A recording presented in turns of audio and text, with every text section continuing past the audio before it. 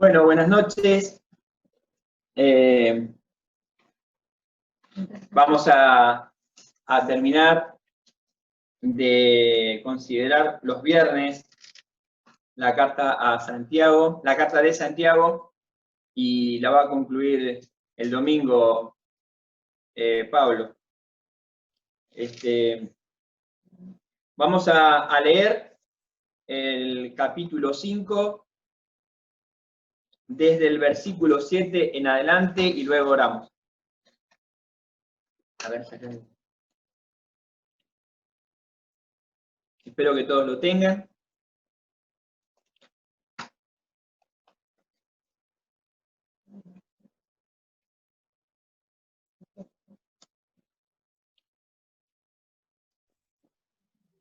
Perdón, yo no puedo escuchar.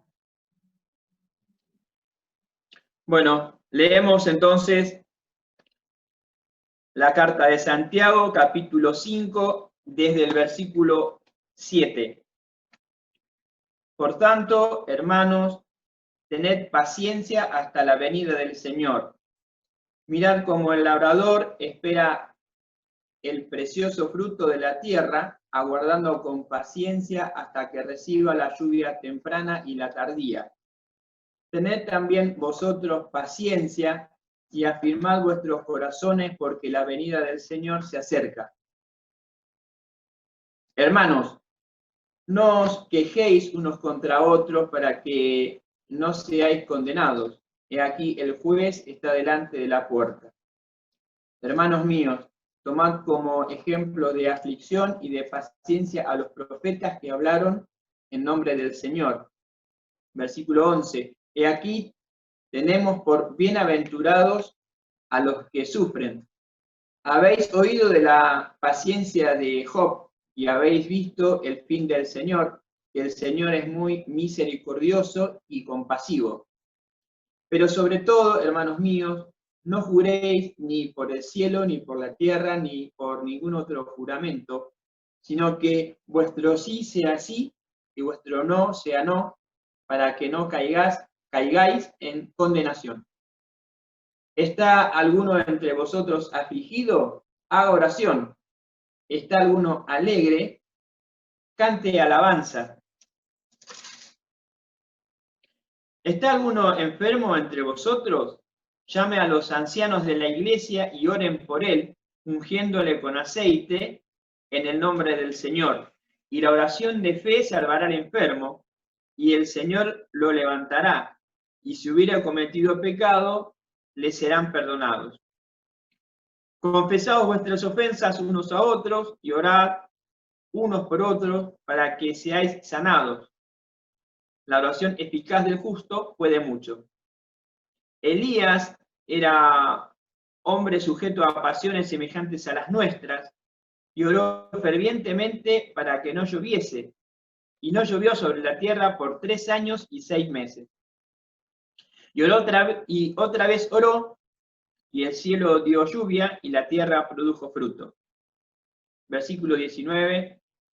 Hermanos, si alguno de entre vosotros se ha extraviado de la verdad y alguno le hace volver, sepa que el que haga volver al pecador del error de su camino, salvará de muerte un alma y cubrirá multitud de pecados. Oremos.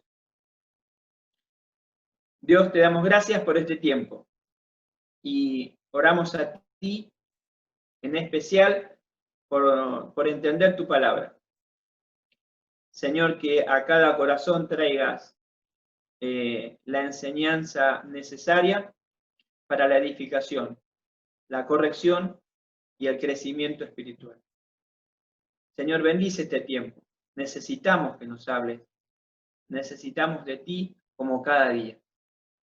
Dejamos este tiempo en tus manos, rogando todo esto en el nombre del Señor Jesús. Amén. Bueno,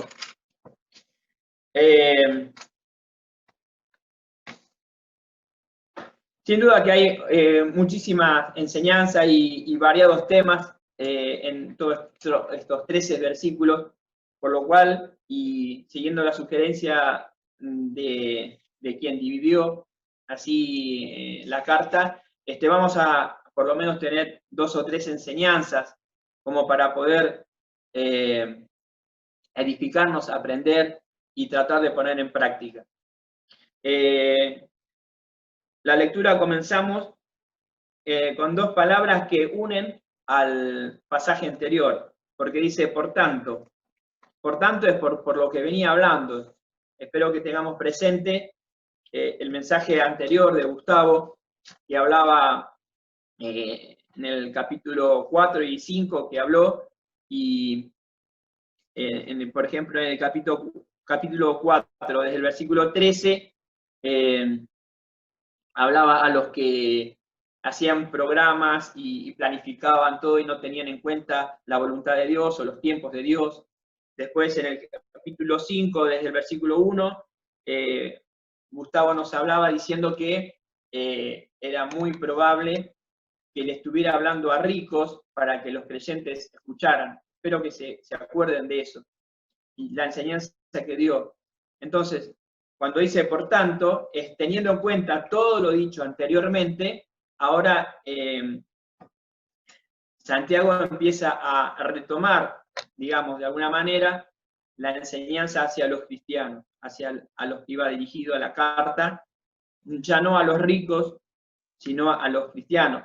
Recuerden que, terminando esto, terminando esta carta, debemos recordar o refrescar en la memoria que esta carta está escrita a cristianos que estaban siendo perseguidos y estaban dispersos en el inicio de la iglesia, y que una de sus aflicciones eran que, digamos, no tenían algo escrito, no estaba nada escrito de lo que hoy tenemos, la Biblia, del Nuevo Testamento, de cómo manejarse, cómo regirse, de cómo conducirse. Era todo nuevo, y esta es la primera carta que se recibe. Así que ahí están estos cristianos afligidos y perseguidos, a punto de leer, digamos, el último párrafo de la carta.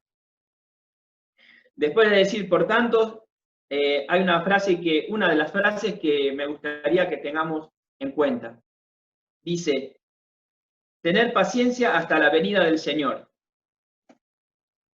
Y es para resaltar esta frase, y me llamó mucho la atención, porque ellos estaban siendo perseguidos, y qué bueno sería si a mí me pasa algo, que viniera alguien y me dijera, por ejemplo, yo me pongo en lugar de ser perseguido, y que venga alguien y me diga, tené paciencia, porque pronto va a terminar la persecución, tené paciencia, porque esto pronto va a cambiar, la realidad va a ser otra, o va a cambiar el gobierno, o va a cambiar lo que sea.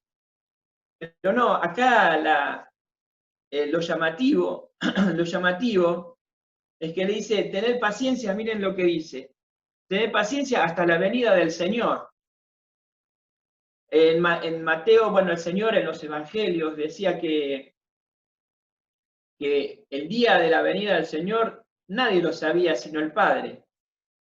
Y era una manera de decirle que tenían que tener paciencia indefinidamente. Ahora, es difícil eso, pero es difícil si lo miramos del lado humano, en el lado de tener que soportarlo en nuestras propias fuerzas, en la esperanza de soluciones de gobiernos o de nuestras propias decisiones, como para poder zafar de distintas circunstancias difíciles. Pero qué bueno es poder pensar que el Señor está a las puertas, que el Señor nos viene a buscar, que debemos tener paciencia hasta que Él venga y fortalecer nuestros corazones en eso, en la esperanza de tener una eternidad junto a Él. Y cuando nosotros pensamos en la eternidad, en todo el tiempo que hemos de pasar junto a Dios, junto a nuestro Salvador, junto a aquel que nos amó de tal manera que se entregó a sí mismo por cada uno de nosotros, los años que pasaremos en esta tierra parecen ínfimos. Humanamente hablando, quizás digan, bueno, nos van a perseguir 80 años y es toda una vida acá terrenal. Pero cuando afirmamos nuestro corazón y nuestro pensamiento y nuestra mirada está puesta en la eternidad y pensamos que el Señor de la gloria nos viene a buscar, recobramos ánimo y se alarga nuestra paciencia y retomamos fuerzas. Entonces, qué bueno es que cuando pasemos circunstancias difíciles, quizá no tan tremendas como estas personas, estos hermanos de la iglesia primitiva, que recordemos que perdieron todo, habían perdido la familia, los abandonaban. Yo he escuchado en distintas ocasiones que había familias judías que cuando uno de los integrantes de la familia se convertía al Evangelio, o sea, tenía a Cristo como Salvador y confesaba a Jesucristo, la propia familia llevaba adelante cuando se muere alguien, ¿cómo es? Velorio. Un velorio. Llevaban adelante un velorio con un cajón vacío representando a ese integrante como que ya no pertenecía a la familia, que no lo perdían directamente, perdía la familia, y perdía el trabajo, y perdía todo. Tenían un tiempo de crisis tremendo. Sin embargo, podían recibir las palabras de Santiago y decía, tener paciencia hasta la venida del Señor. Y uno piensa, la venida del Señor y se ensancha el corazón. Se renuevan las fuerzas. A mí cuando uno piensa en todo eso, yo no sé qué les pasa a ustedes o les pasa a las demás personas. Pero la verdad que recobro fuerza y me da mucho ánimo. Pensar en el Señor, en que vendrá a buscarnos en su tiempo, ni antes ni después, cuando sea el momento justo. Y ojalá espero que todos los que estemos pasando o están pasando circunstancias difíciles, por más pesadas que sean, recobren ánimo en esto, que como en la antigüedad podamos tener paciencia hasta la venida del Señor. Seguimos en la lectura, dice, mirad cómo el labrador espera el precioso fruto de la tierra, aguardando con paciencia hasta que reciba la lluvia temprana y tardía. Tened también vosotros paciencia y afirmar vuestros corazones porque la venida del Señor se acerca. Siempre me llamó la atención la paciencia del labrador. Pablo también habla en 2 Timoteo cuando dice que habla del soldado, del labrador y del atleta, que dice que el que es soldado no se enreda en las cosas de la vida y el atleta pelea lícitamente para no ser descalificado, y habla del labrador también de la paciencia. Y ¿saben qué es lo llamativo del labrador? Que a mí me llama mucho la atención, es que el labrador no ve la evolución de su siembra, no ve la evolución. Yo me acuerdo cuando iba a la escuela, nos hicieron hacer una germinación. Y ahí veníamos con el frasco, con el algodón, poníamos el papel secante, las semillas alrededor, y todos los días veíamos, lo de mi curso, veníamos a ver cómo estaba la semilla de un día para el otro. Y alguna semilla de repente se abría, se partía, y la otra por ahí, no sé por qué, pero ya tenía el primer brotecito y va viendo, y uno ahí veía como la evolución de la plantita que crecía. Bueno, el labrador no. El labrador tira la semilla, la tapa con tierra, espera la lluvia y a esperar, sin ver la evolución. ¿Y dónde está la paciencia? En confianza en Dios, en esperar en la lluvia que Dios va a mandar y saber que la planta que plantó Dios le va a dar crecimiento. Y la paciencia que habla acá es esa. Quizá no vemos la evolución, una mejora, no vemos cambios, y las circunstancias difíciles son permanentes o constantes en nuestra vida. Sin embargo, dice, bueno, aprender del labrador. Y hay que tener paciencia. Y la verdad que es muy difícil. Pero una vez más, dice, tened también, el versículo 8, tened paciencia, tened también vosotros paciencia y afirmad vuestros corazones porque la venida del Señor se acerca. Ahora, quisiera hacer una salvedad en cuanto a la paciencia. Y disculpen que lo tengo anotado porque, bueno, apenas el castellano, mucho menos otro idioma. Saben que quería mencionar esto. En la mayoría de las veces que se menciona la palabra paciencia, se refiere a la palabra upomeno. Upomone dicen, pero bueno, el diccionario decía upomeno, y quiere decir perseverar bajo la presión de circunstancias adversas. Aguantar las circunstancias adversas, ponerse debajo de las circunstancias adversas, aguantarlas. Sin embargo, acá en Santiago no usan la misma palabra, y es muy llamativo por esto. Mirá, dice que la palabra que utiliza es macrotumeo. Macrotumeo. Y eso está referido a mostrarse longánime ante las personas que ponen a prueba nuestra paciencia. O sea, la diferencia es que generalmente la paciencia se nombra para aguantar, estar bajo circunstancias adversas. Y acá dice aguantar o ser longánime, de largo ánimo, a las personas que nos provocan el ejercicio de la paciencia. Entonces, esto viene, está de acuerdo a que aquellos cristianos tenían que tener paciencia, por ejemplo, con los ricos que los oprimían, con los ricos que estaban mencionados en el capítulo 4, que se abusaban, que los hacía trabajar y no le daban el salario, los jornales. Entonces, está referido a personas. Y muchas veces puede pasar, no en la iglesia que se reúne en Quintana, por supuesto, pero puede pasar que los cristianos sean de corto ánimo para con otras personas. Que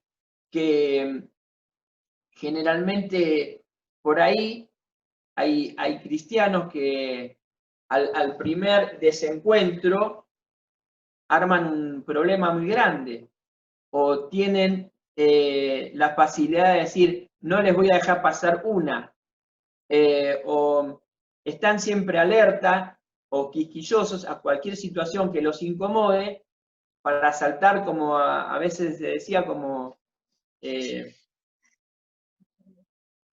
leche hervida, enseguida reaccionar. Bueno, acá está hablando tener paciencia para con las personas que quizás nos hacen sufrir circunstancias difíciles, incomodidades.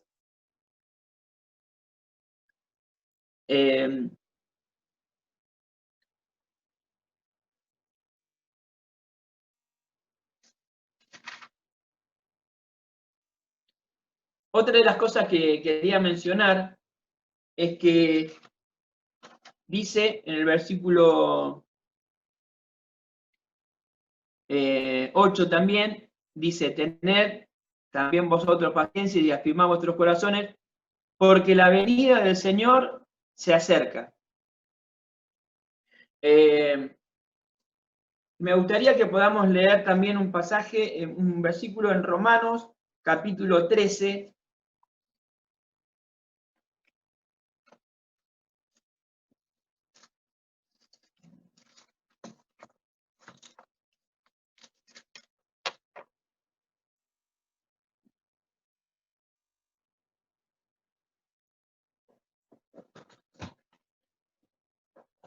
Capítulo 13, versículo 11.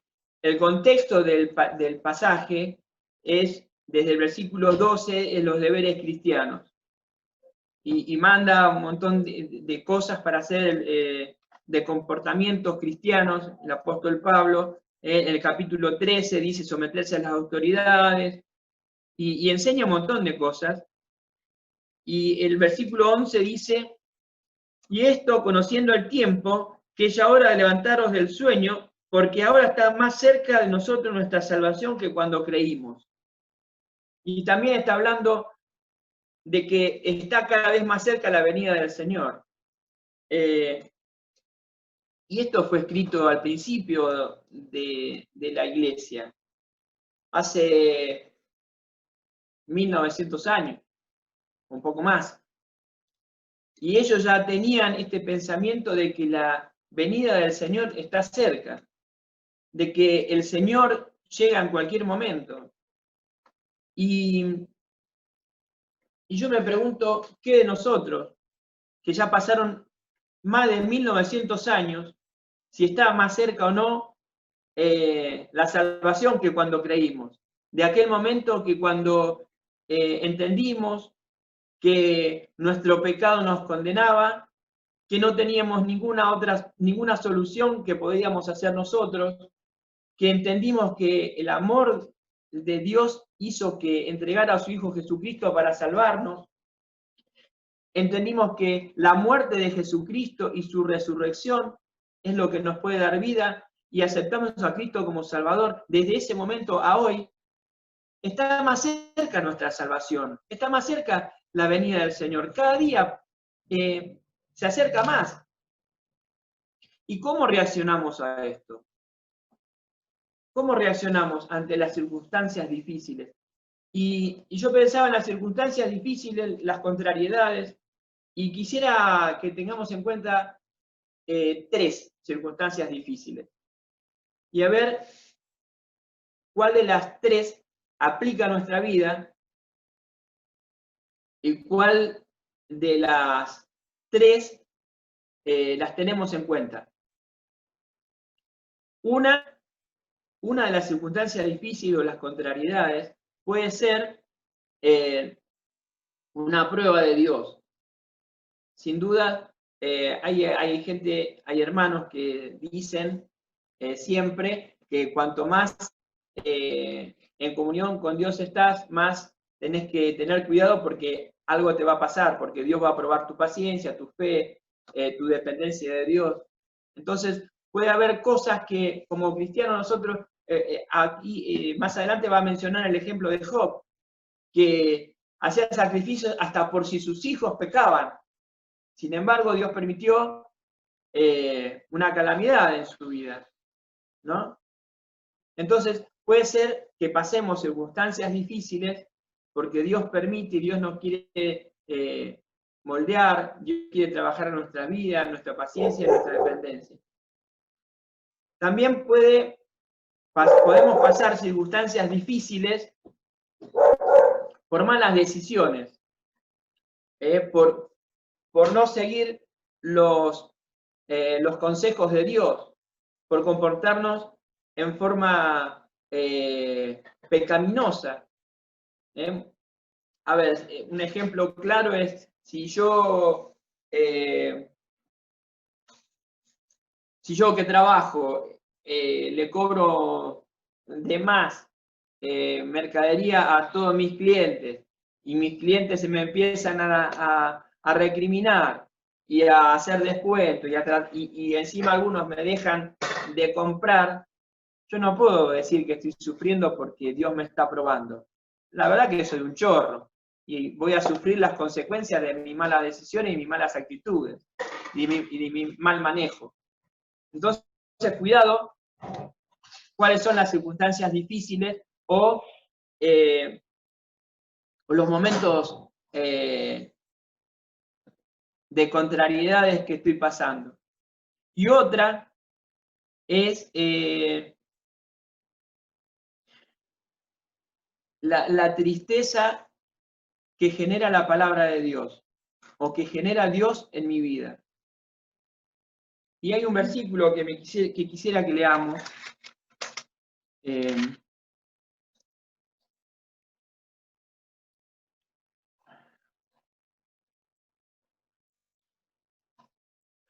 en Romanos también.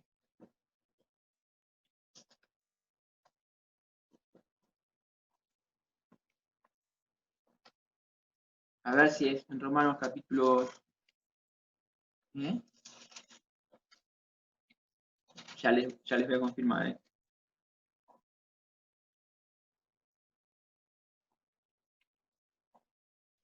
Ay.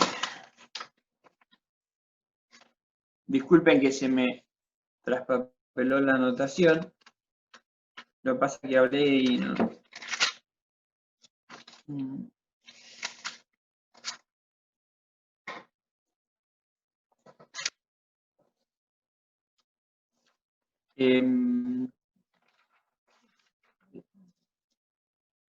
No lo voy a buscar yo. ¿El celular mío? Lo tengo anotado en el celular, por eso. Bueno, se los voy a mencionar, así no perdemos más tiempo.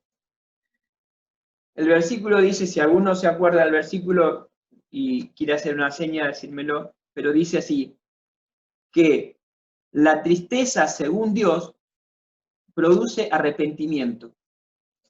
La tristeza, según Dios, dice, la tristeza que es según Dios, produce arrepentimiento. Creo que estaba en Filipenses.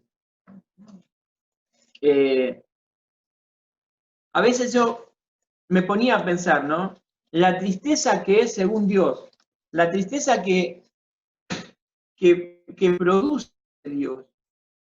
Ahora, ¿cuál puede ser esa tristeza, ese momento difícil? A ver, ¿qué dice? 2 Corintios 7:10. Gracias, ¿qué decía? Johnny, ¿no? Lo vamos a leer. Acá lo tenía, mirá, marcado y todo.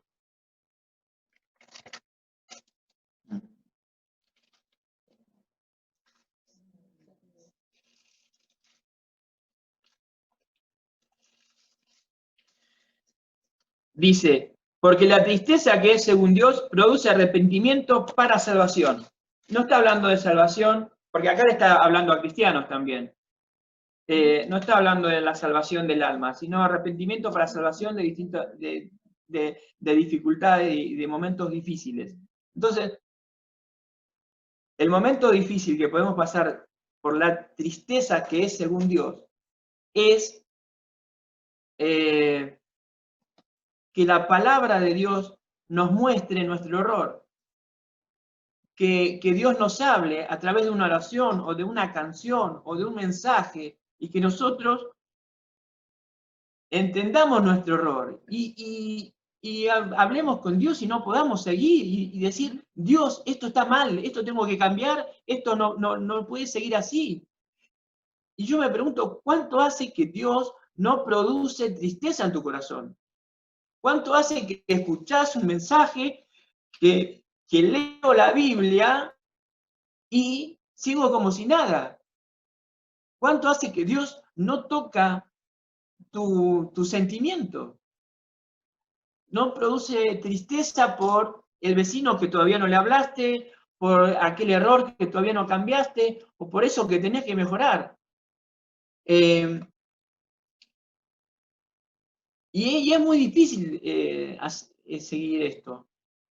Podemos tener circunstancias difíciles por lo de afuera, pero cuando Dios te toca el corazón, cuando Dios te muestra un error, la palabra de Dios dice que es como un espejo para nosotros. Y la palabra de Dios tiene que mostrar nuestros errores. Y el acercarnos a Dios, que es santo, cuanto más cerca estamos, más vemos nuestras miserias, nuestras caídas, nuestros errores.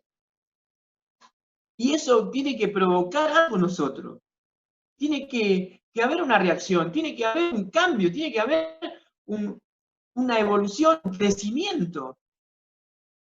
Y es una situación muy difícil también. Y ahí no aplica la paciencia. Pero quería mencionarlo porque es algo que también debemos experimentar el día a día. Podemos pasar circunstancias difíciles y tener paciencia para con las circunstancias de afuera. Debemos rever nuestras actitudes si pasamos circunstancias difíciles por malas decisiones, pero también debemos tener en cuenta el poder ver cuando Dios nos habla y pasar momentos difíciles, tristes, y momentos tristes y arrepentirnos, dice, produce arrepentimiento, cambios, produce cambios de dirección, cambios de decisiones, cambios de pensamiento. Y esperamos que la palabra de Dios esté obrando en nosotros. Sobre todo en este tiempo que hay más tiempo disponible, valga la redundancia, para algunos, que al acercarnos a la palabra de Dios puede haber este tipo de reacciones. Sigamos adelante. Dice, hermanos, no os quejéis unos contra otros para que no seáis condenados, y aquí el juez está delante de la puerta. Este versículo llama la atención dice, al no quejarse es porque está implícitamente mencionando que cuando uno se queja está juzgando al otro. Dicen, no os quejéis unos contra otros. En realidad la queja conlleva un juicio y una condenación hacia la otra persona. Y recordamos que Jesús dijo, de la manera que ustedes juzgan serán juzgados, y con la vara que miden serán medidos. Entonces, cuidado con quejarse contra otros. Dice, no quejéis unos contra otros para que no seáis condenados. Y por eso también mencionaba anteriormente el tema de la distinta palabra de paciencia. Por eso la palabra paciencia de este pasaje está relacionado a las interrelaciones personales. Paciencia no solo para las circunstancias exteriores, sino para las relaciones unos con otros. No os quejéis unos con otros. Hay que tener paciencia uno con otro. Quizás tratar problemas, por supuesto. Cuando hay algo que hay que hablar, se habla. Pero no juzgar, no quejarse, no juzgar ni condenar deliberadamente.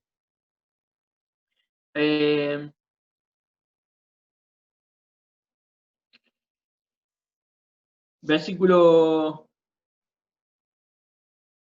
10 dice, hermanos míos, tomad como ejemplo de aflicción y de paciencia a los profetas que hablaron en nombre del Señor. Y aquí tenemos por bienaventurados a los que sufren. Habéis oído de la paciencia de Job y habéis visto el fin del Señor, que el Señor es muy misericordioso y compasivo.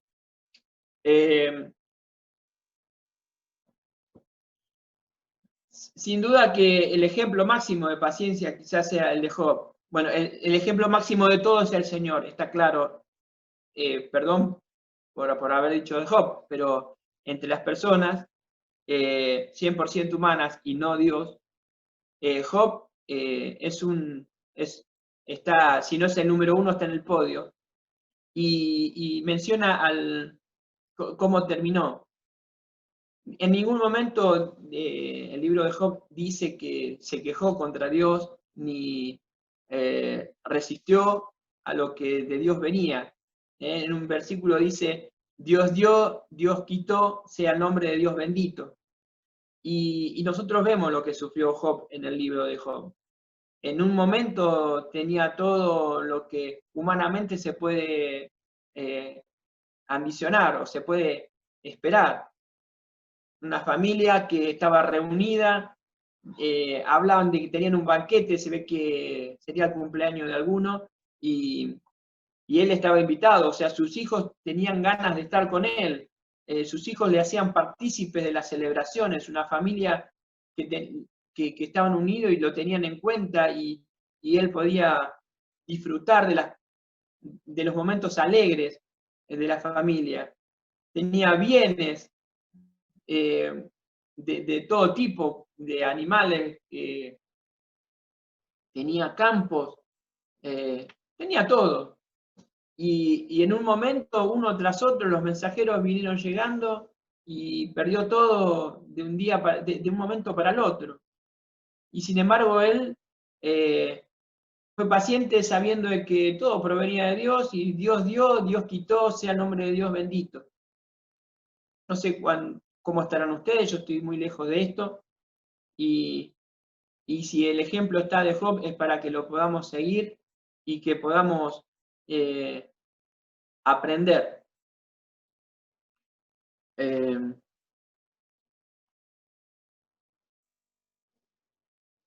Dice el versículo 12, pero sobre todo, hermanos míos, no juréis ni por el cielo, ni por la tierra, ni por ningún otro juramento, sino que vuestro sí sea sí y vuestro no sea no, para que no caigáis en condenación. Yo la enseñanza que podría encontrar acá es que, bueno, según parece, en la antigüedad los judíos ya juraban por demás y hacían abuso de juramento, y ya eran acusados hasta de tomar el nombre de Dios en vano por tantos juramentos que hacían. Entonces dice, no juréis, Santiago dice, no juréis, no juréis, no juréis. La aplicación práctica que yo podría tener para mí es cuán confiable soy cuando digo que sí o que digo que no. Y espero que sea una reflexión para todos. ¿Qué confiable es mi palabra? ¿Qué confiable soy yo? ¿Cómo respaldo lo que digo? Cuando digo sí, ¿es necesario que tenga que jurar? ¿Es necesario que tenga que asegurar un montón de veces? ¿O soy confiable y soy y avalo con mi vida las cosas que digo, sí o que no? Creo que como cristianos un sí debería alcanzar y un no debería alcanzar. Y no tener que estar, como en la antigüedad, utilizando de juramentos y de rejuramentos, y hasta jurar por cielo y por tierra, como decía ahí, y hasta tomar el nombre de Dios en vano. Entonces, apuntar más que nada al hecho de la confiabilidad de cada uno, ¿no? De mí, por mí lo digo primeramente, ¿no? Que cuando digo una cosa que la voy a hacer, la hago, y si no la puedo hacer, digo no la puedo hacer, punto. Y no decir que sí y fallar. Como cristianos no deberíamos fallar y decir una sola vez, sí o no. Bueno, y después desde el versículo 13 hasta el final, hasta el versículo 20, es todo es todo, digamos, un solo párrafo abarcando varias enseñanzas en cuanto a la oración. Ahí se lo menciona la palabra orar o oración, oren, como 6 veces, y ¿cómo es? Hay dos tipos de divisiones, o dos tipos de aprenderla, ¿no? Del versículo, a ver,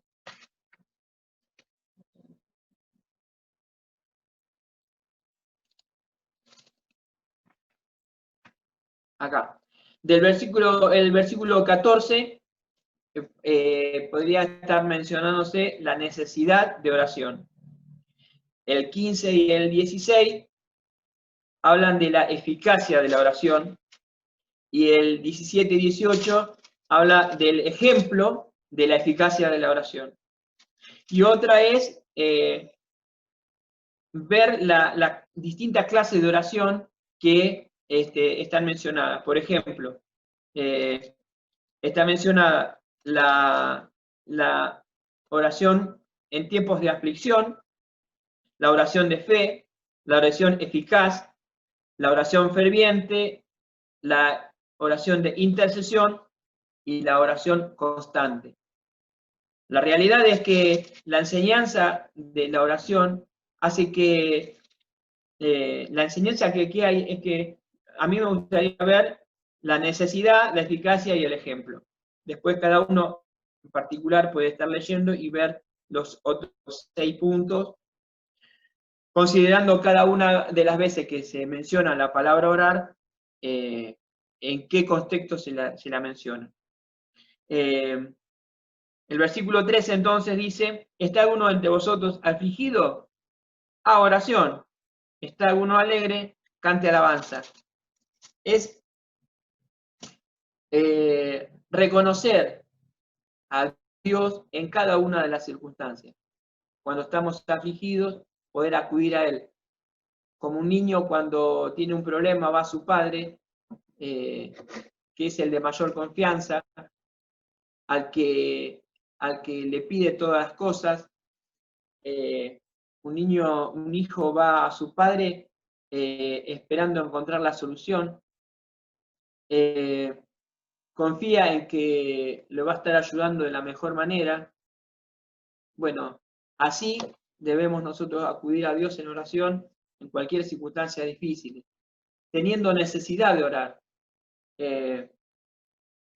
Porque si no estuviéramos en ese tiempo de oración y quisiéramos arreglar las cosas por nosotros solos, lo más probable es que estaríamos cometiendo la mayor cantidad de errores.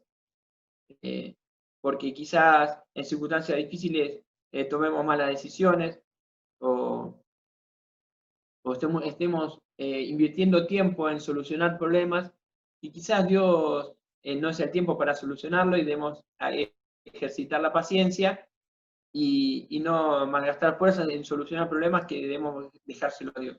Entonces la necesidad de orar en distintas circunstancias.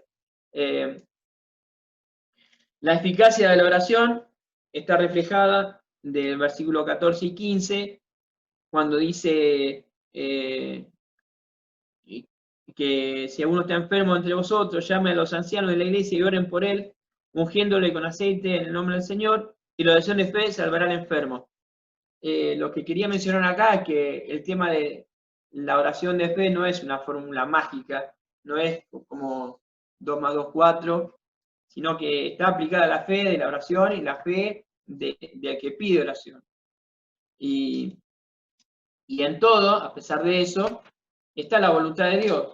No es que, bueno, a ver, yo estoy enfermo, llama al pastor, ora y ya está. Está la voluntad de Dios, es el tiempo de Dios, la voluntad de Dios, los propósitos de Dios, está la fe del que ora y del que pide oración, y eso hace un conjunto, pero lo que sí es importante y es trascendente es que debemos estar en dependencia de Dios en oración. Y la demostración de la eficacia de la oración está dado en Elías, que fue el que oró, dice fervientemente, el versículo 17, Elías era hombre sujeto a pasiones semejantes a las nuestras, o sea, era como vos o como yo, dice, y oró fervientemente para que no lloviese, y no llovió sobre la tierra por 3 años y 6 meses. Y otra vez oró, y el cielo dio lluvia, y la tierra produjo su fruto.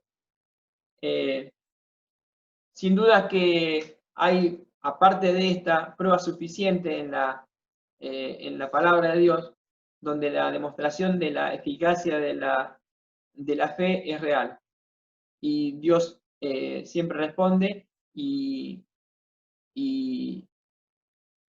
más allá de lo que nosotros podamos pensar, la oración ferviente trae resultados.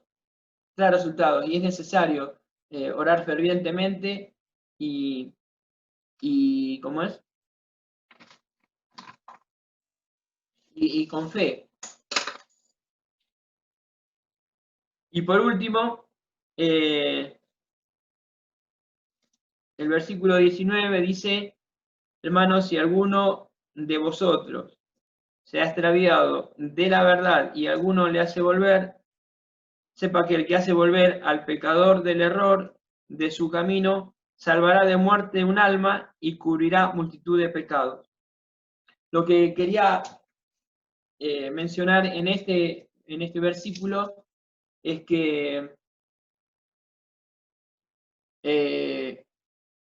como decía al principio, muchas veces estamos en circunstancias difíciles por errores nuestros, por malas decisiones.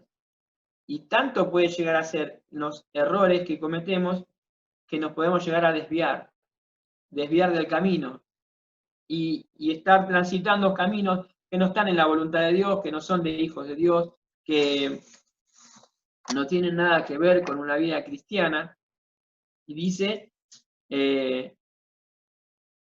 si alguno de vosotros, entre vosotros, se ha extraviado de la verdad, y alguno le hace volver, sepa que hay que volver al pecador del error de su camino, salvará de muerte su alma. Volver del error de su camino es hacerle entrar en razón y, como el hijo pródigo, volver en sí, arrepentirse, volver a la voluntad de Dios a través del reconocimiento de ese error y de la confesión de pecado. Bueno, hasta acá lo que les quería compartir. Seguramente el domingo se podrán sacar más conclusiones y Pablo podrá enseñarnos mucho más. Y lo que le quería dejar, el último mensaje, es que pueden hacer todas las preguntas que quieran. Tienen libertad de cualquier interrogante, cualquier cosa que no entiendan, no hay ningún tipo de problema. Está Pablo y Gustavo que le pueden preguntar todo lo que quieran. Así que tienen el número de celular de él, de ellos, así que con toda libertad. Espero que no los dejen en paz estos días y les manden mensajes preguntándole un montón de cosas. Que Dios nos bendiga, que podamos aplicar su palabra, que podamos,